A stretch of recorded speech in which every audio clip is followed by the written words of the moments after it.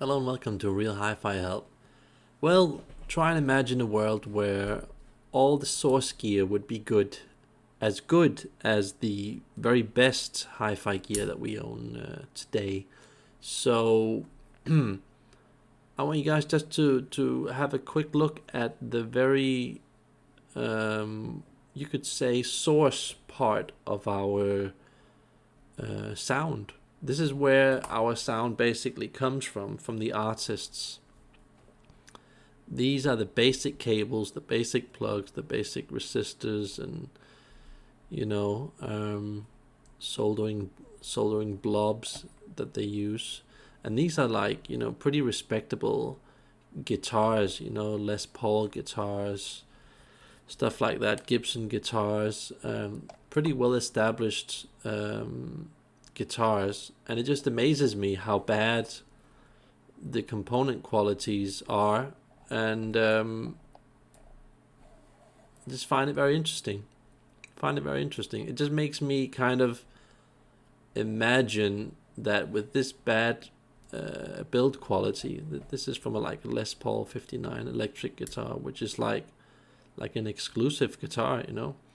Just imagine if they used some really good resistors and some really good small connections here and some better soldering tin.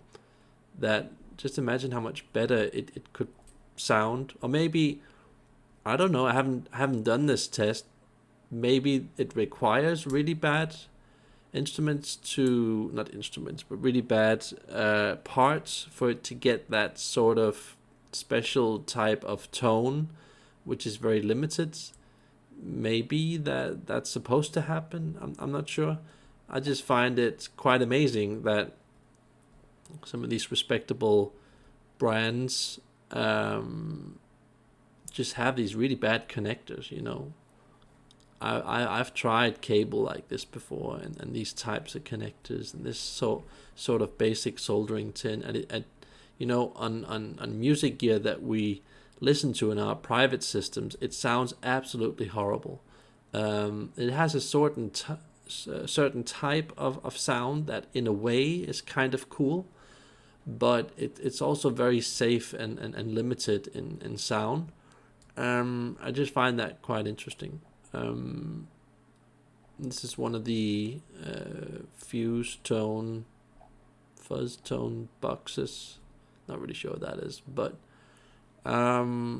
again, interesting to look at, and it kind of makes you wonder what would happen if they used like really top parts with good cables, good plugs. Kind of interesting to find out. And again, here I've tried caps like these and resistors like these, and this basic cable and switch type of thing, and it is definitely interesting, but it would be nice to again hear it with some proper stuff. Just look at how old and rusty the whole thing is. That's kind of unsettling, also with the cables being so close to the tubes. Interesting. Apparently that makes good sound. But yeah, a lot of these older types of things, somehow, I don't know, somehow they sound okay. But I'm just wondering if, just imagine this, if you could have this like upgraded to some proper parts. Imagine that when you then take the recording to the studio, you could probably, in theory, have to edit the song quite a bit less, all the music tracks, and I think it would kind of benefit the industry, not having to use basically crap parts. I mean, I've tried plugs like these in regular amplifiers, and this here, I remember this from a couple of eBay purchases I made. These are like the most horrible plugs you can buy. but there must be a lot of distortion going on in all of these amps for this to somehow sound good. It must be so bad that it actually sounds good. That's my guess. And I find it interesting. I find it kind of intriguing how does this work? It must be a hell of a lot of compensation, compressors that they use in studios, special microphone techniques, just a lot of compensation in order to get all of this sounding good, and mixing it and cutting certain things out and boosting this frequency and that frequency, and again using a lot of compressor technology, equalizer, effects and stuff like that. I mean, I've listened to these specific plugs here. This is, by the way, something that goes into a guitar, electric guitar, as far as I know.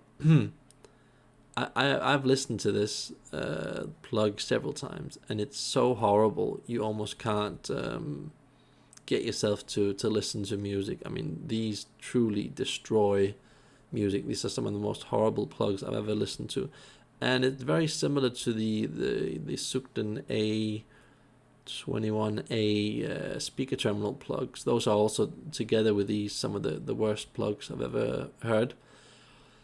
But everything comes.